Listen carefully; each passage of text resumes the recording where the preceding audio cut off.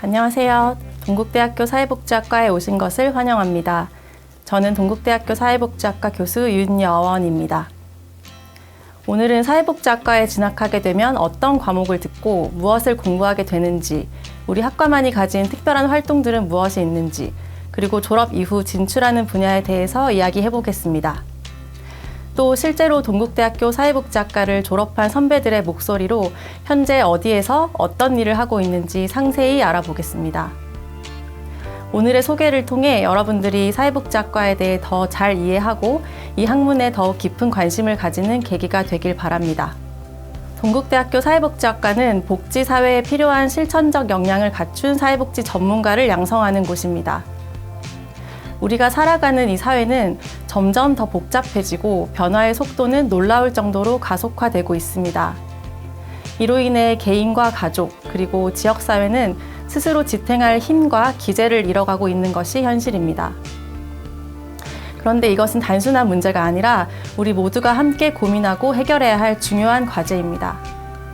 이러한 도전 속에서 사회복지의 역할은 더욱 중요해지고 있으며 이를 실천할 인재를 양성하는 사회복지학과의 중요성은 날로 커지고 있습니다. 질병과 빈곤, 고령화와 요양, 장애, 돌봄 실업 등과 같은 문제들은 누구나 직면할 수 있는 현실입니다. 이런 상황에서 필요한 것은 개인의 인권을 보호하고 권리를 보장하는 제도와 실천 방법을 마련하는 것입니다. 사회복지학은 바로 이와 같은 해법을 고민하고 실천하는 길을 탐구하는 학문입니다. 이러한 태도와 역량을 가진 인재를 양성하기 위해 사회복지학과는 다양한 전공 특화 수업, 학회 활동, 그리고 현장 실습을 운영하고 있습니다.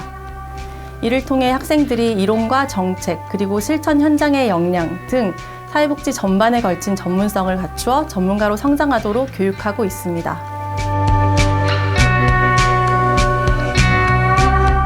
동국대학교 사회복지학과에는 학과를 이끄는 5분의 교수님들이 재직 중이십니다.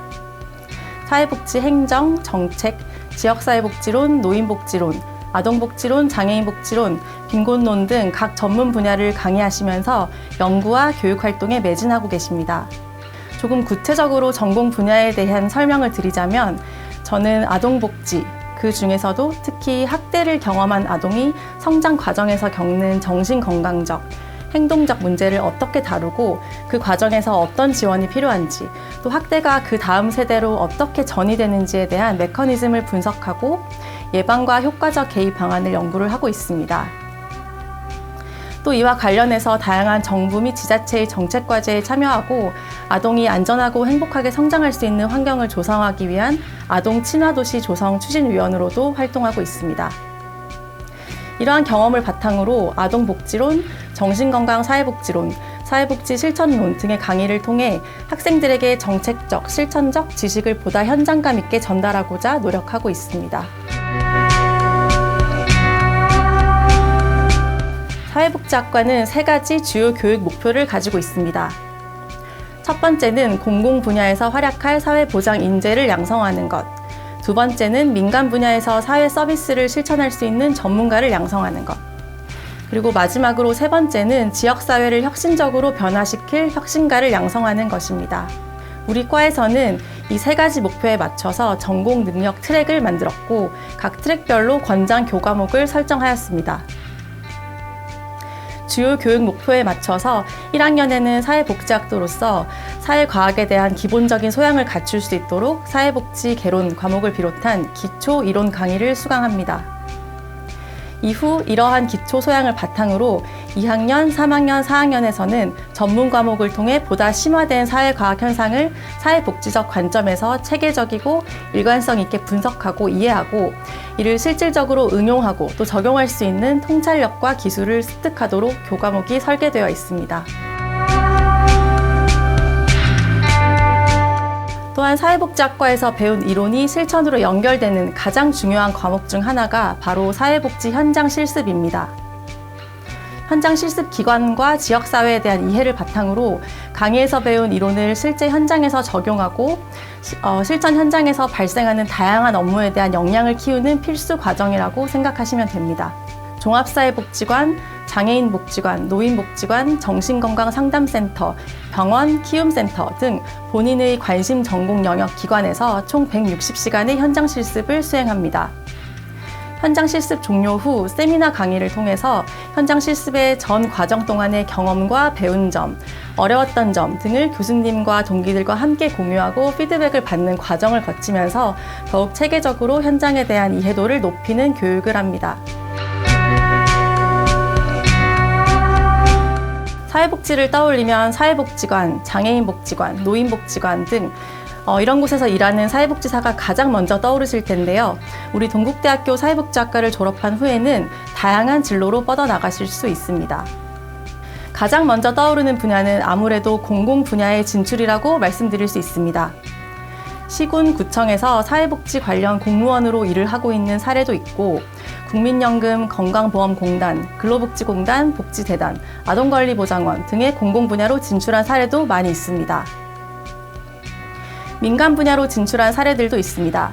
대표적으로 사회복지관, 사회복지사협회, 사회복지협의회, 사회복지공동모금회와 같은 민간 부분의 사회복지 관련 기관이나 시설로 취업한 경우도 많이 있습니다. 또 대학병원과 같은 3차 의료기관의 의료사회복지사, 정신건강사회복지사, 그리고 학교사회복지사 등 전문적인 사회복지 민간 서비스 분야로 취업하기도 합니다. 또한 굿네이버스나 초록우산과 같은 비영리재단에서 근무하거나 국제기구에서 활동하는 경우도 있습니다. 특히 국제기구는 해외 활동에 관심이 있는 학생들에게 매우 적합한 분야입니다. 기업으로 취업하는 경우에는 기업 내 사회공헌팀 소속으로 일을 하기도 합니다. 최근에는 사회복지적 가치를 기반한 사회적 기업을 창업하는 경우도 늘고 있습니다. 또 대학원으로 진학을 하는 경우 졸업 후에는 정부의 정책 연구기관으로도 진출합니다. 최근 통계를 보면 보건사회복지 서비스 분야가 일자리를 가장 많이 만드는 10대 산업 안에 들 만큼 사회복지학과 졸업 후 일자리는 더욱 늘어날 것으로 예상하고 있습니다.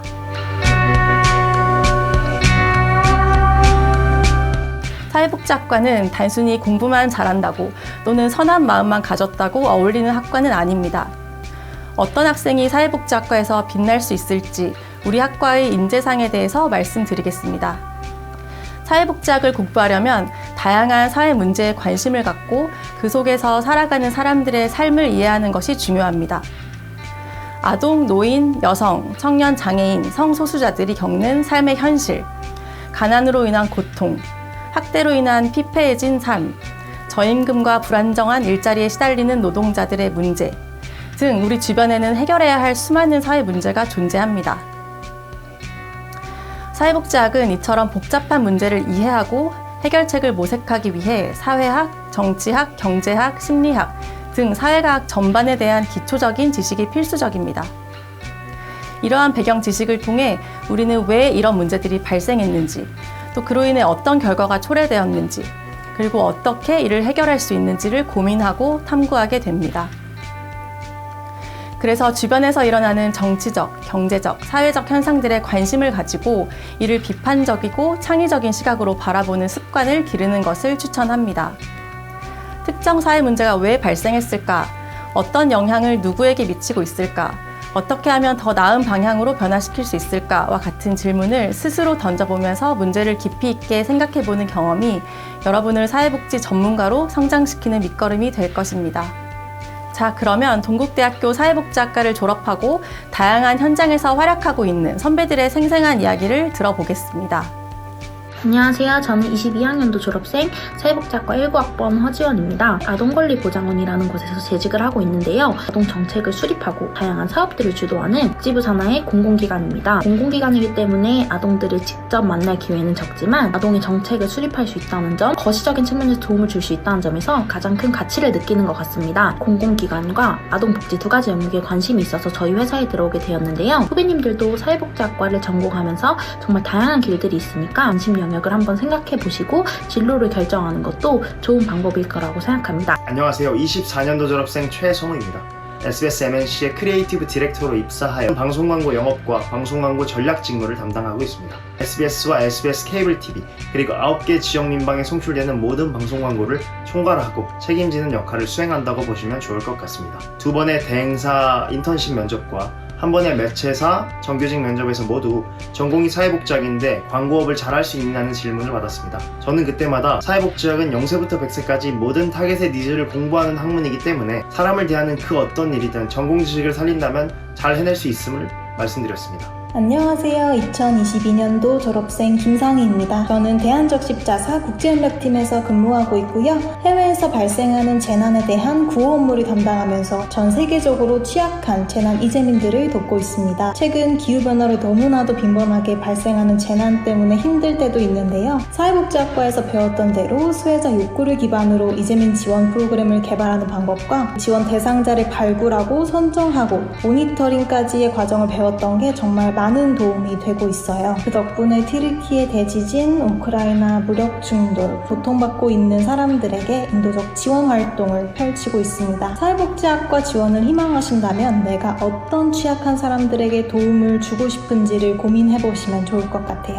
2023년 졸업생 유병길입니다. 중앙노인보호 전문기관에서 근무하고 있습니다. 노인학대 예방과 노인인권 보호를 위한 업무를 하고 있습니다. 그 어르신들이 직접 만나지는 않지만 어르신들이 살기에 보다 더 나은 세상을 만든다는 믿음을 가지고 열심히 일하고 있습니다. 2019년도 졸업생 명다혜입니다. 국제개발협력 보건의료 분야에서 일하고 있습니다. 현재 고려대학교 환경의학연구소 소속으로 코이카 프로젝트에 참여하고 있습니다. 프로젝트는 우즈베키스탄에서 시행하고 있으며 프로젝트 실무자로서 우즈베키스탄에 거주하고 있습니다. 학부 시절 때 배웠던 지식과 경험이 큰 힘이 되고 있습니다. 현재 저는 국제개발협력 분야에 있지만 그 전에는 일반 공기업 및 금융공기업에서 인턴을 수행한 적이 있습니다. 여러분이 문과라면 결국에는 사람을 대하는 일을 하셔야 할 텐데요. 사회복지학은 사람을 잘 대할 수 있는 방법을 알려줄 수 있는 최고의 학문이라고 저는 생각합니다. 많은 여러분들을 사회복지 필드에서 다시 뵙고 사복인의 밤에서도 다시 뵙길 바라겠습니다. 나중에 사복인의 밤에서 꼭 만날 수 있기를 기다리겠습니다. 우리 학과에서는 학생들의 역량 강화를 위해 다양한 전공 특화 프로그램을 운영하고 있습니다. 대표적으로 혁신 교수법을 활용한 팀 기반 학습과 문제 기반 학습을 통해 학생들이 자기 주도적으로 학습할 수 있는 역량, 그리고 실질적으로 문제를 해결할 수 있는 역량을 강화시킬 수 있도록 교육합니다. 예를 들어 팀 기반 학습을 통해서 학생들 개인 학습에서 얻은 지식을 팀 내에서 논의하고 적용하며 학습의 깊이를 더할 수 있습니다. 특히 사례나 문제를 기반으로 한 활동이 주어져 학생들은 문제를 분석하고 해결책을 제시하고 문제 해결 능력과 의사소통 능력을 강화할 수 있습니다. 교수는 단순히 지식을 전달하는 사람이 아니라 학습 조력자로서 팀 활동을 지원하고 지속적이고 촘촘한 피드백을 통해 학습 방향을 제시합니다. 또 다른 전공 특화 프로그램으로는 리빙랩을 강의에 접목하는 방식을 활용합니다. 리빙랩은 살아있는 실험실이라는 뜻으로 사용자가 직접 참여하는 혁신 공간을 의미합니다. 학생들은 실제 현장을 학습 공간으로 삼고 지역사회와 기관과 협력하여 문제를 해결하는 과정을 통해 실제 현장에서 발생하는 사회 문제 해결에 참여할 수 있는 기회를 가집니다. 예를 들어 노인종합복지관에서 매년 개최하는 시니어 연극제에 학생들이 함께 참여해서 초고령 사회를 대비하는 세대 간 통합을 목표로 청년과 노인이 함께 어우러져 프로그램을 운영하는 어울림 프로젝트를 진행합니다. 또 다른 매력적인 교과목 운영 방식을 소개하자면 동국대학교의 불교적 가치와 정신을 교과목에 융합해서 사회복지의 새로운 패러다임을 제시하는 과목이 있습니다. 바로 정신건강 사회복지론 과목이 불교 융합적 교과목으로 운영되고 있습니다. 단순한 전달식 강의가 아니라 명상과 요가와 같은 체험 중심의 활동을 통해 학생들이 현장에서 적용 가능한 창의적이고 통합적인 개입 방법을 배울 수 있습니다. 보시는 이 사진은 정신건강 사회복지론 교과목에서 Mindfulness Based Stress Reduction, MBSR이라는 프로그램에 참여하고 있는 모습입니다. 이처럼 융합적 교육은 학생들이 현대사회의 복잡한 정신건강 문제를 더 깊이 이해하는 데 큰 도움이 되고 이와 같은 혁신적인 학습 경험들이 축적되면서 사회복지 전문성 또한 강화되고 있습니다. 해외 대학과 공동 교과목 운영도 하고 있습니다. Global Team Teaching Program이라고 불리우는 전공 특화 프로그램을 통해서 한국과 미국의 대학생들이 수업을 공동으로 운영합니다. 아동복지론 강의의 경우 동국대학교 사회복지학과와 미국 메릴랜드주에 위치하고 있는 사우스부리 대학 사회복지학과가 함께 운영한 경험이 있습니다. 실시간 비대면으로 강의와 토론을 진행하면서 사회복지학과 학생들의 글로벌 네트워킹을 강화하고 다른 문화의 복지 정책에 대해서도 의견을 상호 교류하고 분석하며 질문하는 형식으로 운영됩니다. 지금까지 소개해드린 것처럼 학과 주축으로 운영되는 프로그램 이외에도 학생들이 주축으로 운영되는 활동이 있습니다. 바로 복실학회인데요. 복실학회는 사회복지와 관련된 다양한 주제를 다루고 복실 뉴스라는 뉴스레터를 학생들이 직접 기획, 작성, 편집한 후 발행합니다. 최근에는 OECD 국가 중 청소년 자살률 문제, 노인 운전 사고 증가와 관련된 사회적 논의, 이주 배경 청소년에 대한 인식 등을 주제로 다루어 뉴스레터를 발행했습니다. 마지막으로 동국대학교 사회복지학과에서는 매년 연말 1년 중 가장 특별한 행사가 열립니다. 사회복지인의 밤이라는 연말 행사인데요. 이 행사에는 재학생과 졸업생 그리고 교수님들이 모두 한자리에 모여서 한 해의 성과에 대해 공유하고 축하하고 또 다가오는 차년도를 위한 결속력을 다지는 그런 의미 있는 자리를 마련합니다. 이제 앞으로 여러분들이 수강할 사회복지학과 전공 강의에서의 다룰 주제들에 대해 설명하겠습니다.